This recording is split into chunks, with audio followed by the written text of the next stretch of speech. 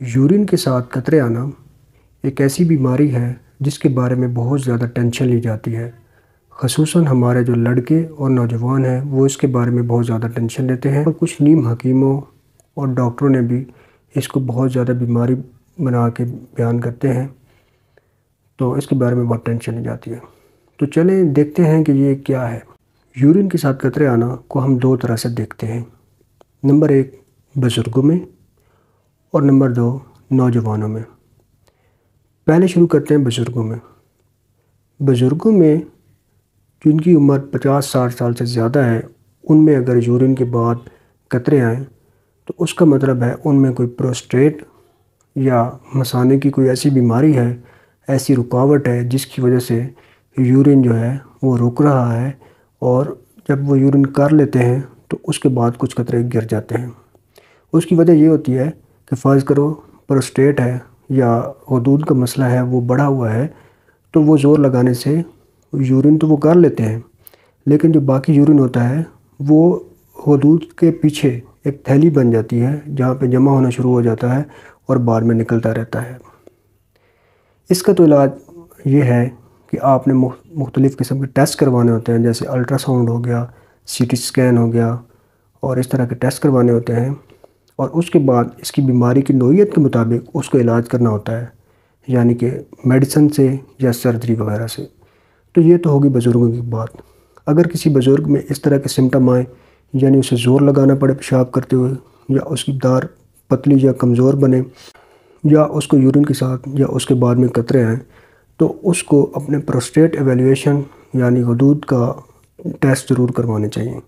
اگر آپ غدود کے بارے میں اور اس کے ٹیسٹ کے بارے میں انفارمیشن لینا چاہتے ہیں تو اس کے بارے میں میں پہلے ویڈیو بنا چکا ہوں، جس کا لنک یہاں پہ دیا گیا ہے، وہ آپ دیکھ لیں۔ اب آتے ہیں دوسری طرف، یعنی نوجوان لڑکوں کی طرف۔ آپ نے اکثر سنا ہوگا 15-16 سال کے لڑکے، 15 سے 20 سال کی عمر کے لڑکے جو ہوتے ہیں، وہ اس بارے میں بہت زیادہ فکر مند رہتے ہیں کہ جی ان کے یورین کے ساتھ قطرے آ رہے ہیں یا یورین کے بعد قطرے آتے ہیں، چھوٹا پیشاب کرتے ہیں اور اس کے بعد قطرے آتے ہیں۔ تو ان لوگوں کو یہ سمجھ لینا چاہیے کہ یہ کوئی ایسی خطرناک بیماری نہیں ہے، یہ صرف ایک نفسیاتی مسئلہ ہے جس کو ہمارے معاشرے کے غلط رویوں، نیم حکیموں کی پھیلائی ہوئی افواہوں اور غیر محفوظ جنسی تعلقات کی وجہ سے بہت زیادہ خطرناک سمجھا جاتا ہے۔ ہمارے معاشرے میں جب ایک لڑکا بلوغت کی حد کراس کر رہا ہوتا ہے، کہ بلوغت کی عمر کو پہنچ رہا ہوتا ہے، تو اس کو جنسی طور پہ کوئی تعلیم نہیں دی جاتی، نہ تو کوئی ٹیچرز ان کو کچھ سمجھاتے ہیں اور نہ ہی والدین کی طرف نہ وہ کچھ سمجھاتے ہیں۔ تو وہ یا تو جنسی تعلیم انٹرنیٹ سے حاصل کرتے ہیں، یا ان کی کلاس میں کوئی بڑے بچے، زیادہ عمر کے لڑکے جو ہوتے ہیں، ان سے یہ تعلیم حاصل کرتے ہیں۔ تو جب ان سے یہ سوالات پوچھتے ہیں تو ان کے اندر یہ ڈر بیٹھ جاتا ہے، ایک نفسیاتی ڈر بیٹھ جاتا ہے کہ شاید میں کوئی بہت زیادہ خطرناک بیماری میں مبتلا ہوں، حالانکہ یہ کوئی بیماری نہیں ہے۔ اس کا ایک سمپل سا حل یہ ہے کہ اگر آپ کو قطرے آتے ہیں تو آپ یورین کرنے کے بعد تھوڑی دیر ویٹ کر لیں اور دوبارہ یورین کریں، تاکہ جو آپ کے اندر یورین رک گیا ہے وہ نکل جائے۔